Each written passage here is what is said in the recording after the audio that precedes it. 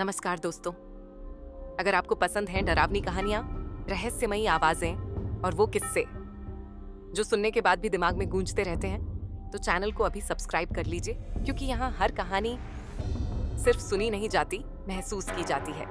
आज की कहानी का नाम है आहट। गांव का नाम था चंद्रपुर, एक छोटा सा शांत गांव, जहां रात होते ही लोग अपने दरवाजे बंद कर लेते थे, क्योंकि इस गांव में एक पुरानी हवेली थी जिसे लोग कहते थे लाल हवेली। कहा जाता था कि उस हवेली में एक दुल्हन की आत्मा भटकती है और हर अमावस्या की रात किसी के कानों में बस एक ही शब्द गूंजता है, आहट।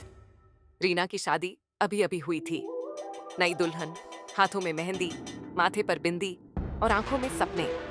शादी के बाद वह अपने पति के साथ उसी गांव में आई, लाल हवेली के ठीक पास।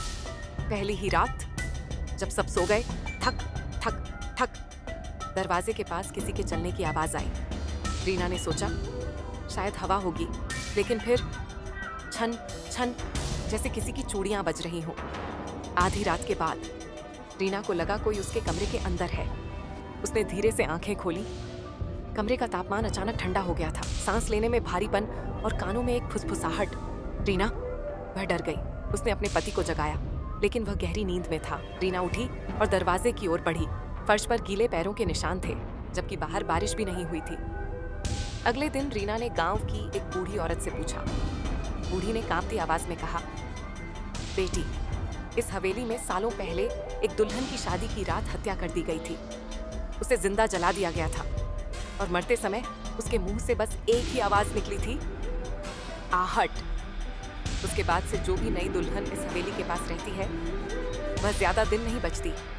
दूसरी रात रीना ने ठान लिया कि वह डरकर नहीं बैठेगी, लेकिन रात के ठीक 2:15 बजे किर्र दरवाजा अपने आप खुल गया। एक नीली जली हुई आकृति धीरे धीरे उसके बिस्तर की ओर बढ़ी।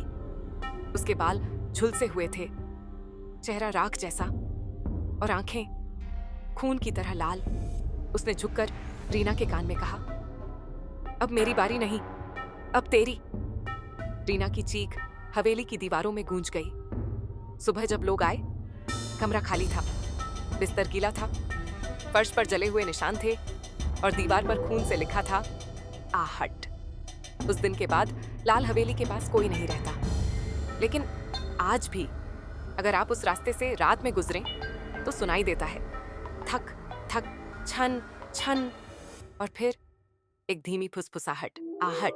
अगर आपको ये कहानी डरावनी लगी हो तो वीडियो को लाइक कीजिए और चैनल को सब्सक्राइब करना मत भूलिए, क्योंकि अगली कहानी शायद आपके दरवाजे तक आ जाए।